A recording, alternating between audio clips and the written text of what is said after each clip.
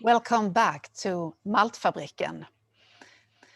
I have asked every facilitator to share with us one golden nugget from the conversation in the breakout rooms.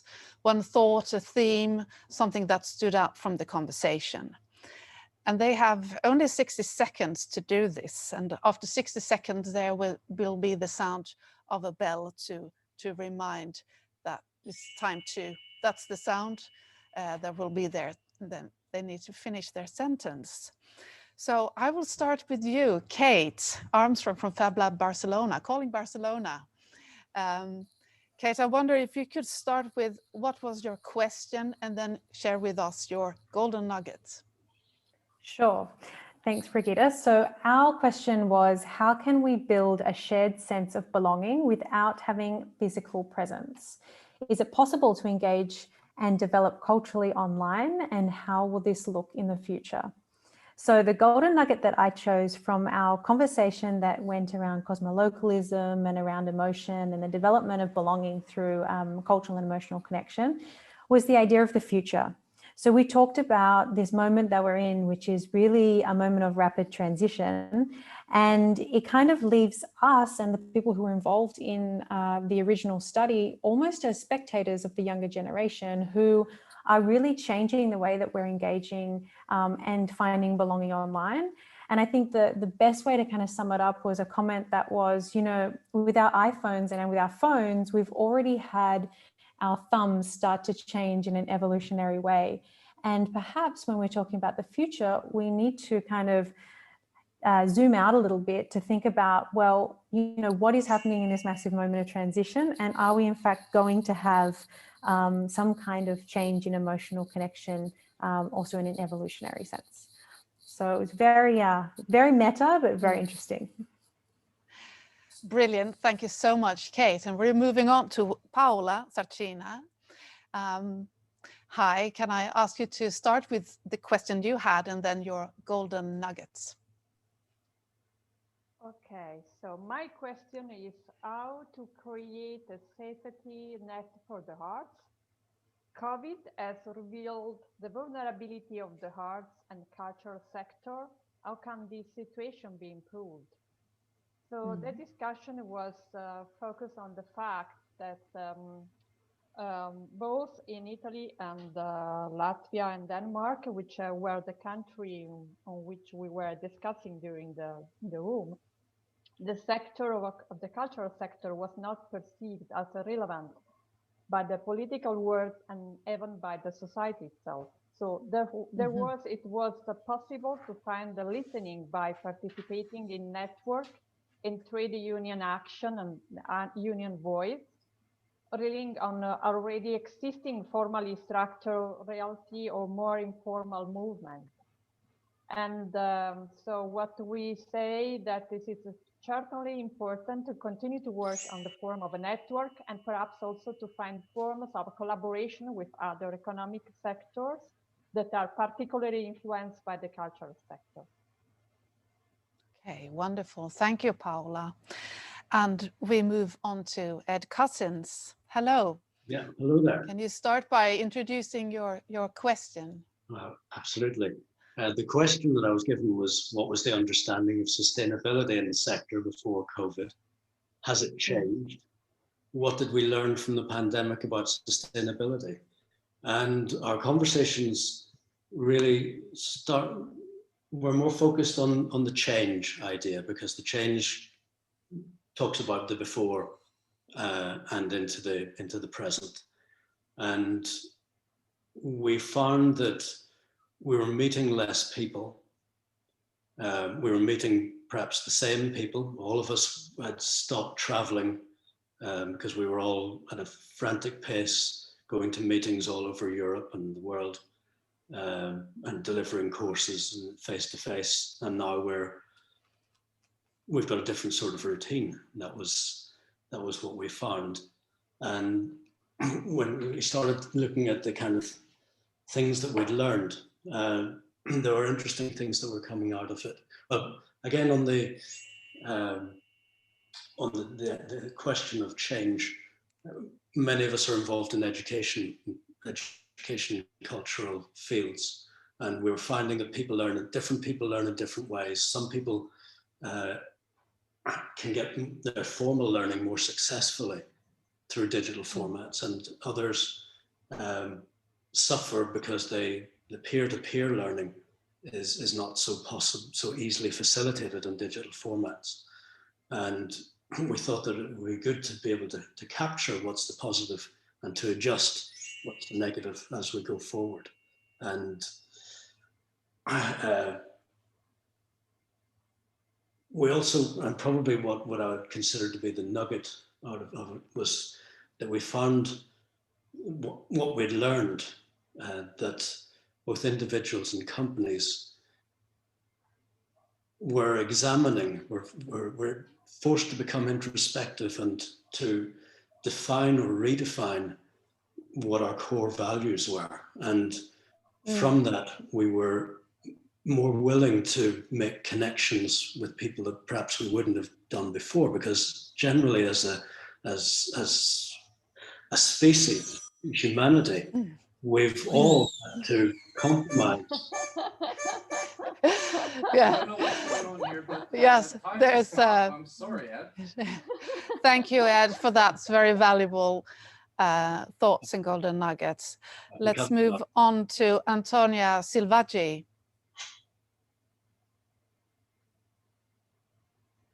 Okay, thank you.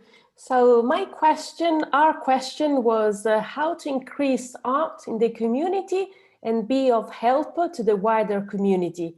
So I want to thank Sigrid and Anna for the useful discussions. So the golden nugget, it's probably to be there and to listen to the needs of the community. And it was a learning curve, not only for the organizations, but also for the community they serve. So the first thing after the shock of the condition was to be there and to listen, and then to learn together these new skills and apply these new skills also to this new learning situation, because now we have to bring back people into the public life. So basically is to really be flexible and adaptive and be there and listen to the new needs of the community. So sometimes maybe, as always Sandy was showing, it's also more about the process and less of the outcome. Thank you, Antonia. Perfect timing there. Let's move on to Stephanie. Okay, thank you. Our group had a lively discussion around the question of how to address issues highlighted by COVID, like colonial history, inequality, and freedom of expression.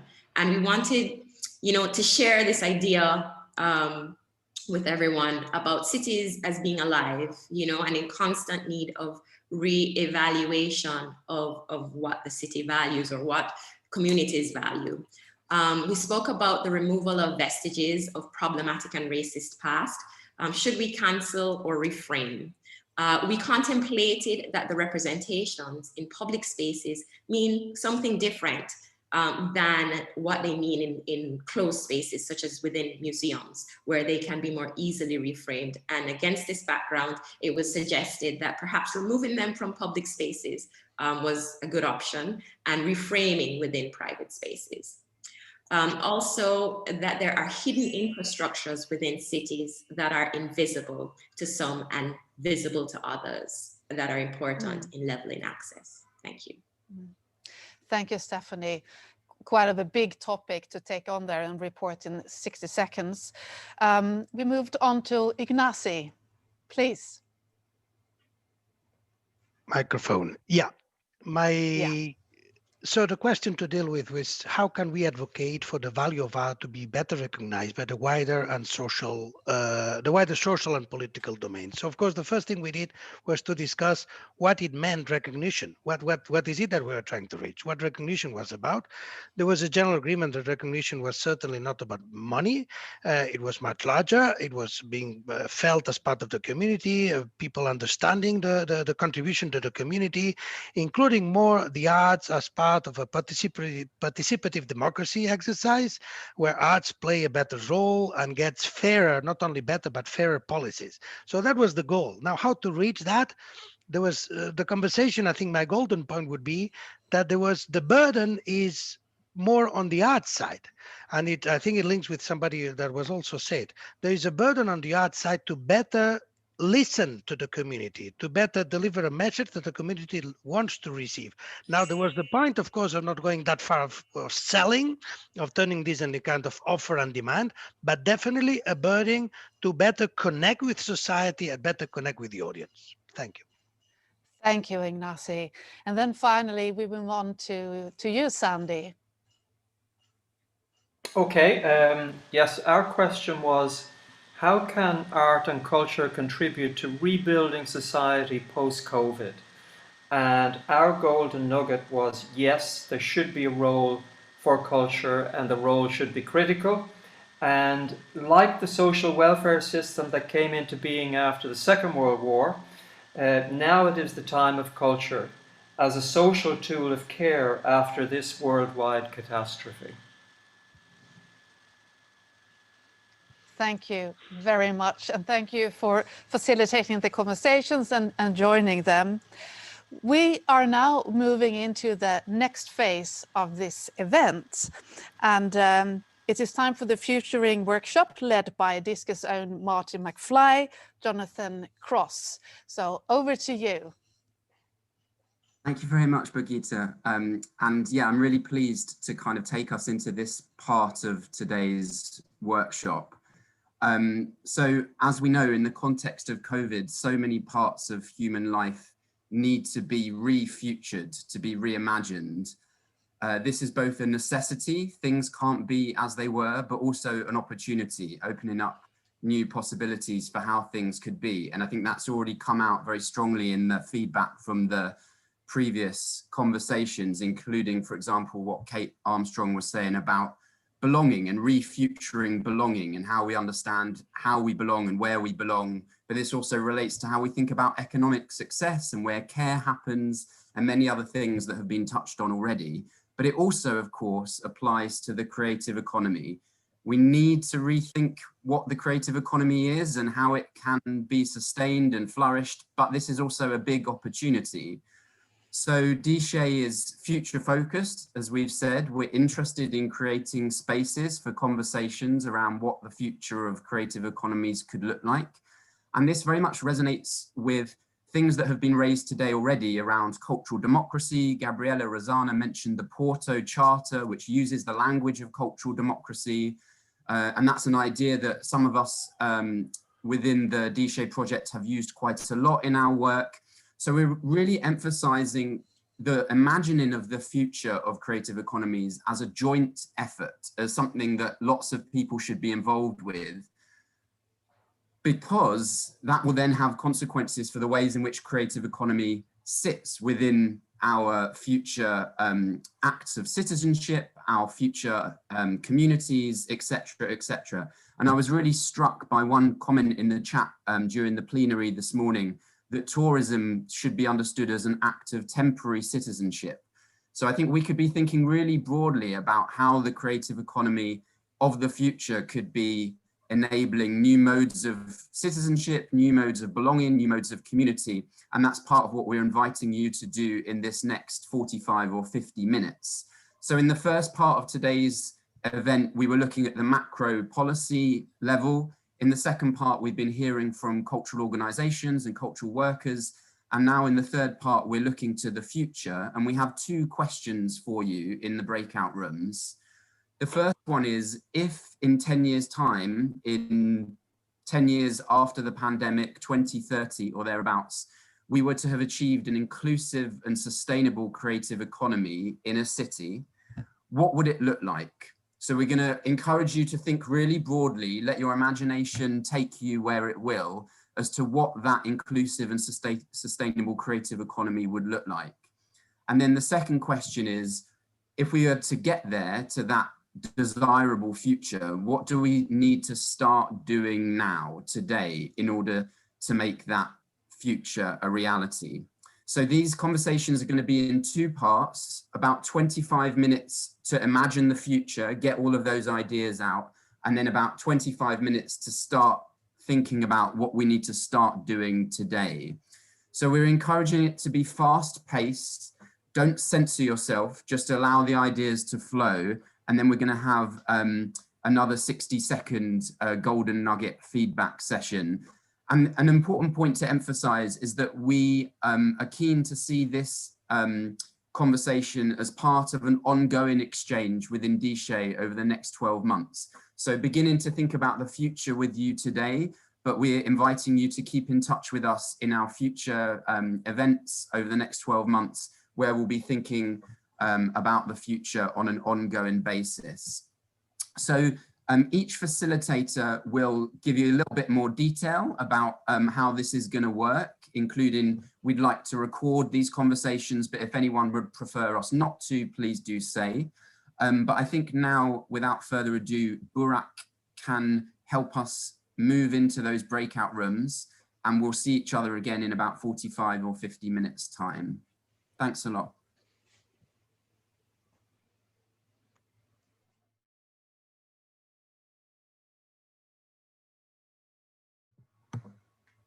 Welcome back to Maltfabriken and from the future.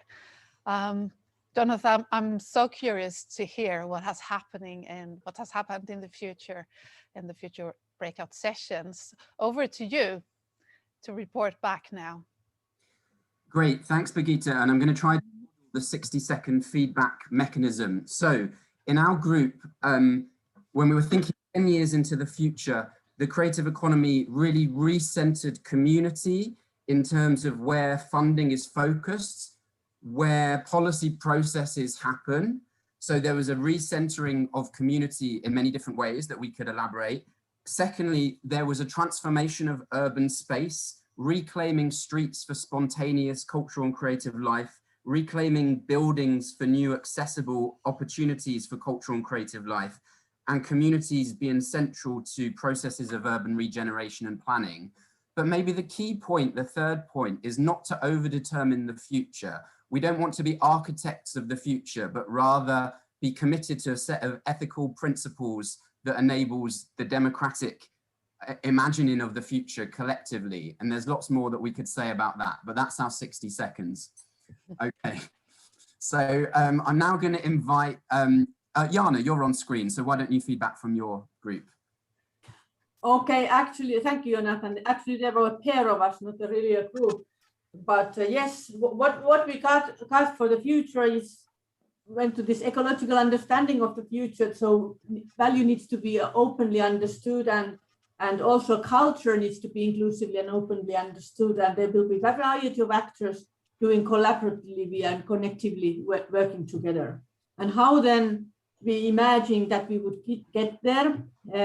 We refer to this paradigm shifts that was talked already earlier in the seminar, and systemic change. And we discussed about no free lunches in a way that there needs to be new ways for participants to get involved and to co-create with each other and with the actors, and also to pay for the service also in a way. And this all needs horizontal development of the city, cross-sectional, interdisciplinary development.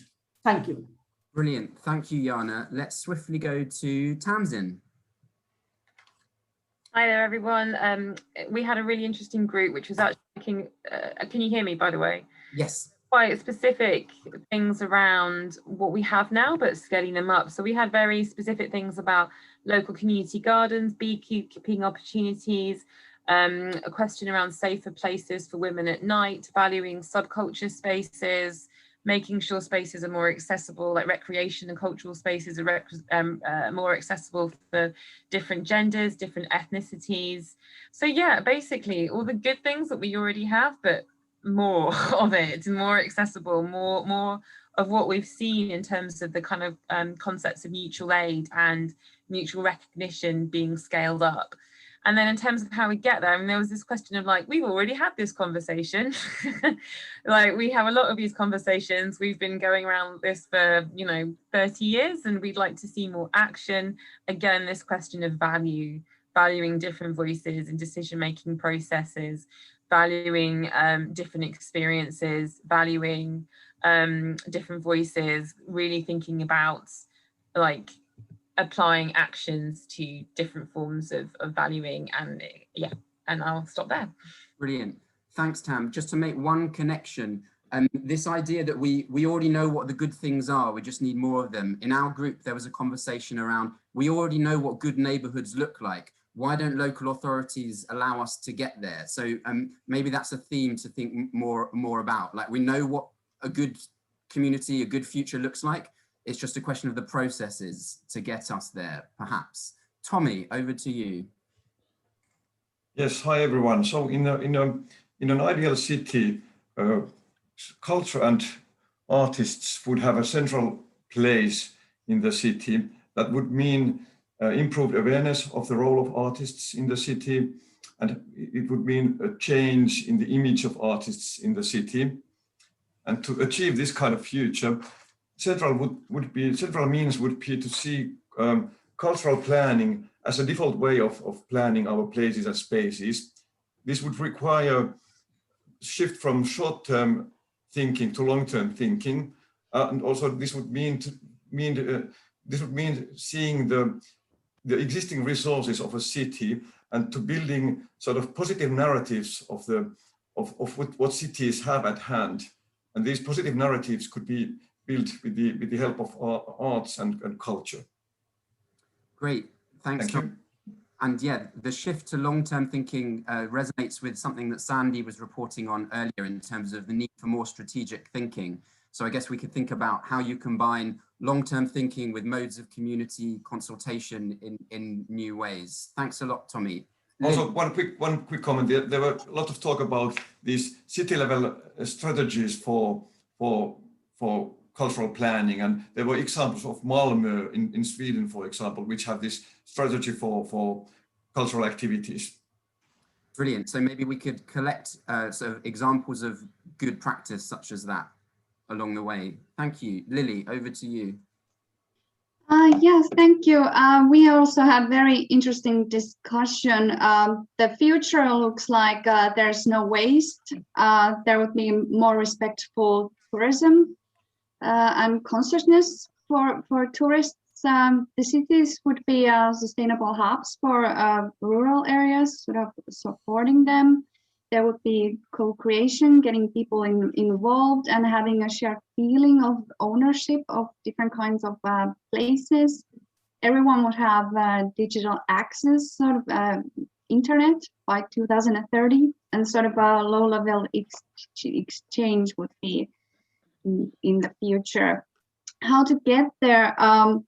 Well, for instance, the no waste would require changing the way understanding about the waste, changing the ways we think about it. Also to pressure industry to change their ways, but changing the consumer behaviors. Also, there would be unifying the measurement tools for sort of how these economic waste or how do you measure everything. Then also letting community in to the decision making, hearing people and not only the industry or the financial sides, and sort of having the holistic approach where industry and policymakers would also be included. Brilliant. Much, Lily. And just to quickly respond to one of the first things you said about sort of rural locations, this exercise was focused on cities, but maybe there's more conversation to be had about creative economy in rural locations and the relationship between the city and the country. So thank you for raising that. I think that might be our last group. No, so sorry, Sandy. No, we've got 2 more groups. Sandy, over to you. Okay.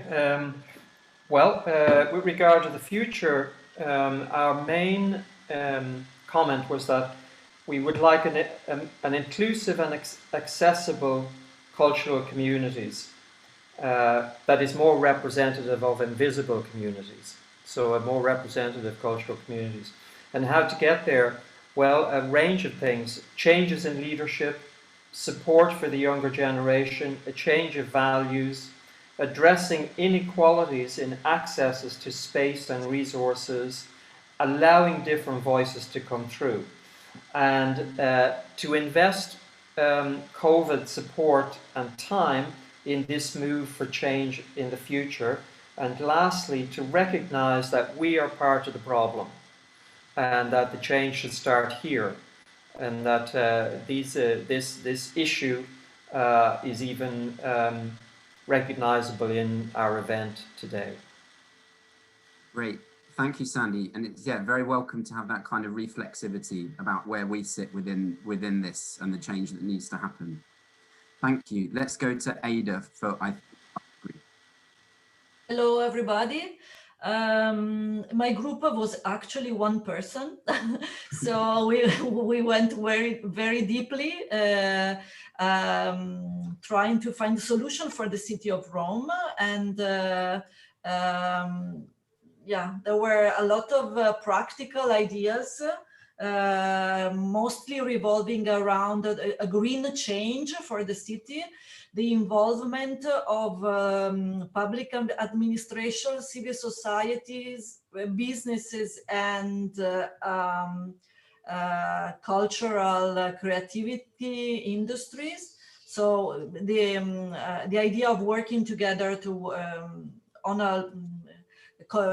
a constant basis, involving local communities in taking care of the territory, less bureaucracy and more digital connection. Yeah, involving children and also bringing back children at the center of the city and making the city more friendly for children. Public spaces must stay public. This is a big problem also. So a lot of practical ideas about how to better the situation. Okay, fantastic, Ada. Yeah, just to pick up on one thing, this idea of working together on a constant basis, I think it connects back to the discussion before about sustainability of what's like, how can we ensure sustainability of relationships and conversations as well as of particular organizations? So that's really interesting. Thank you very much. That's a pleasure. A huge thank you to all of the facilitators and participants. I think we've got like so many interesting ideas just from that short futuring exercise. But I think it's also been really interesting to kind of reflect on how does the process of imagining different futures happen? How should it happen? And maybe that can be part of our conversations over the next 12 months of D-Shay as well. So we really hope that you'll kind of stay engaged with those conversations. And yeah, just thanks again for all of your ideas. And I'll hand back to Birgitta. Wonderful, Jonathan, and yes, a big thank you from me as well. I think that what we've been doing today, we've been bringing to the front, current issues that we've had that have been accentuated during the pandemic, and discussing ways forward. But also this exercise with imagining the future is so important. We're using our empathy, we're using our imagination and creativity to see where we could go, and that's really important in order to produce the change. So thanks a lot for that. We're coming close to the end. I want to bring up something that Annick Skram mentioned during the panel discussion, and also Joanna asked about in the chat.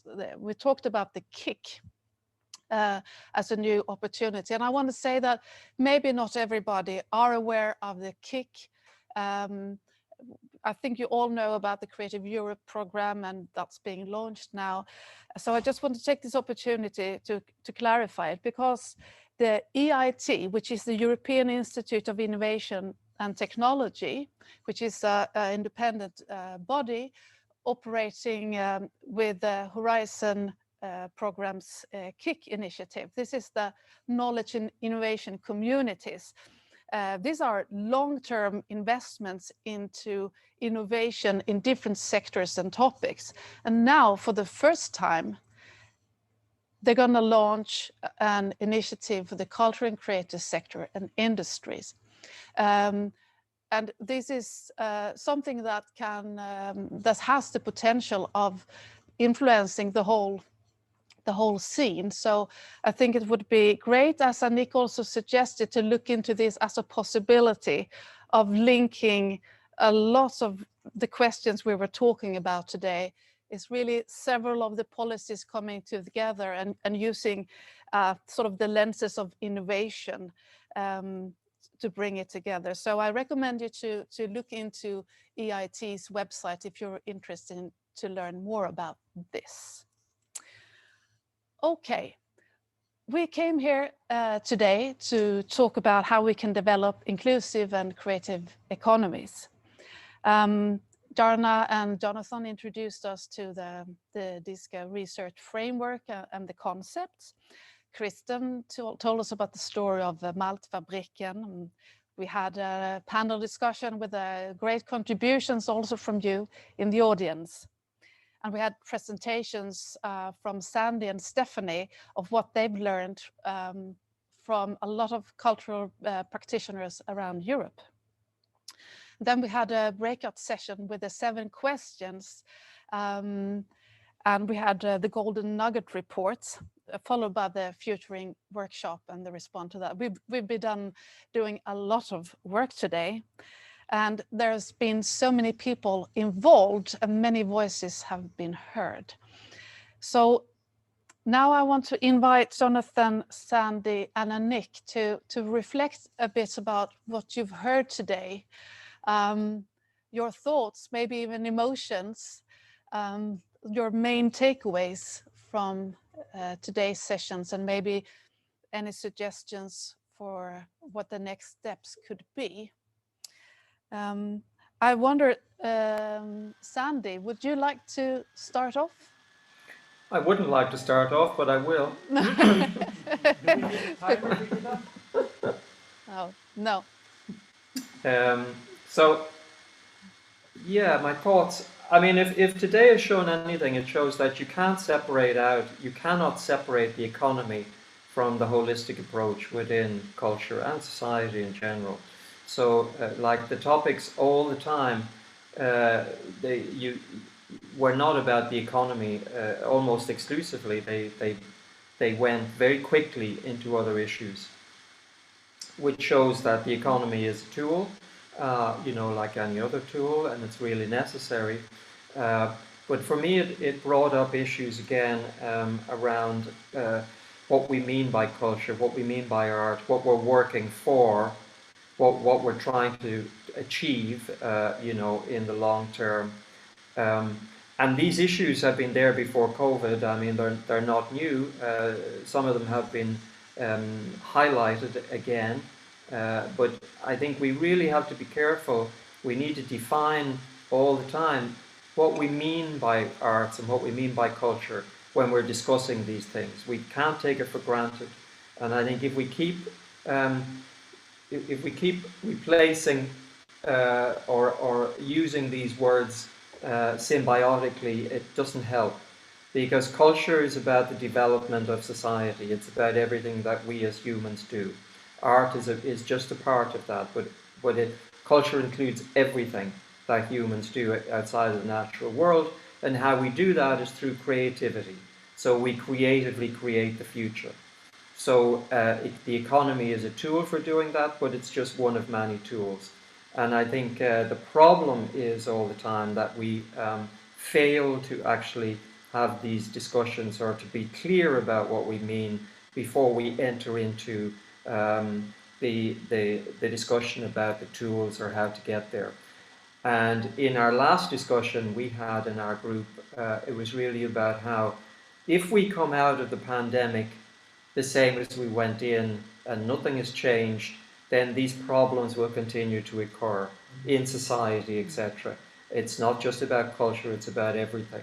So I'm absolutely always surprised that within our discussion in culture that these major issues are not at the top of the agenda, like the sustainable environment, like diversity, the problem, etc. So, I think we have to clarify and we have to be all the time circumspect about what we mean, how we're going to get there. And the pandemic should give us some time and maybe resources to begin to reconfigure the future and to reconfigure how we get there. But my comment would be that it has to be a holistic approach, and we have to include many more voices, I think, before we can get to where we want to go. Sandy, if I may ask, do you think that the pandemic and this crisis will produce some long-lasting changes, or will we go back soon to the way we were?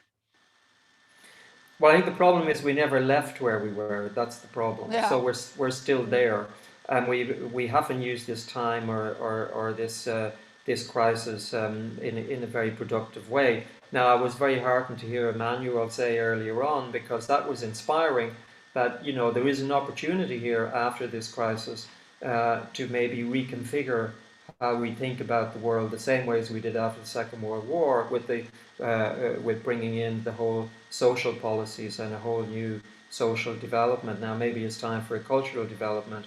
That's inspiring, that's new thinking, that's the way we should be thinking about it, and maybe that's the type of opportunities that you need. I haven't come up against much of that, I have to say. It's like we froze in time, and now we're just going to unfreeze and go back to where we were. And I think that's quite depressing. My hope is in the younger generation. I hope something is happening there that will now burst onto the scene. I don't see it in my generation at the moment. No, but maybe it's cooking around some of the participants of this event today. Let's hope for that. Yeah, thank you, Sandy. And Jonathan, I want to hear what are your thoughts and your thinking, your reflections from this day. Yeah, thanks a lot, Birgitte. And there's obviously lots to say, but maybe I'll sort of keep it to 3 points.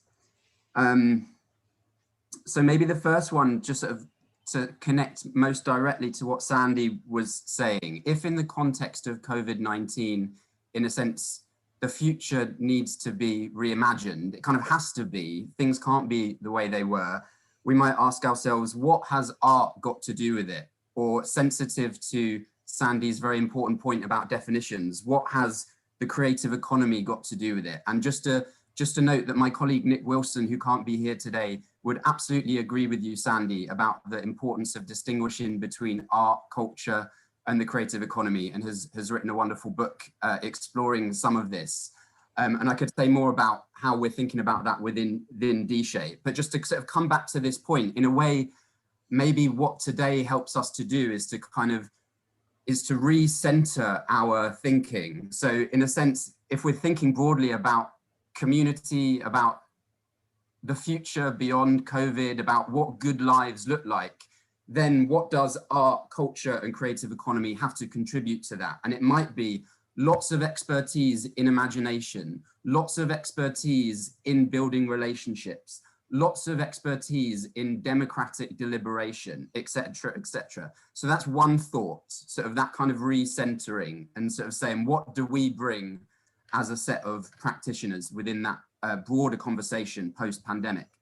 Second point I wanted to draw out was a few different ways in which people were sort of saying, we already know what a good neighborhood looks like. We already know what a flourishing cultural scene looks like. We already know what effective community consultation looks like.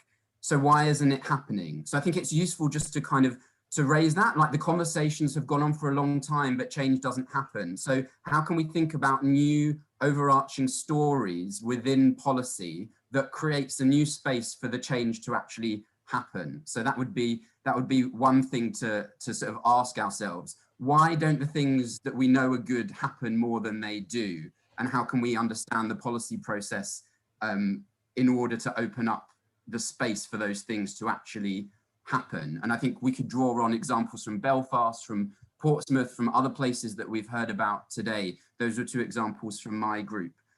And the last thing to say is that sustainability of what? So sustainability of relationships seems to have been really important. Policy conversations that aren't time limited, relationships between people in communities that aren't time limited. How can we think about the resources that we bring as practitioners within the creative economy to sustaining relationships on an ongoing basis? And how could different ways of funding and policy support sustained relationships, and really kind of centering that as an aim of what policy and practice is doing as a final thought? But I'll just leave it there. Thank you so much, Jonathan.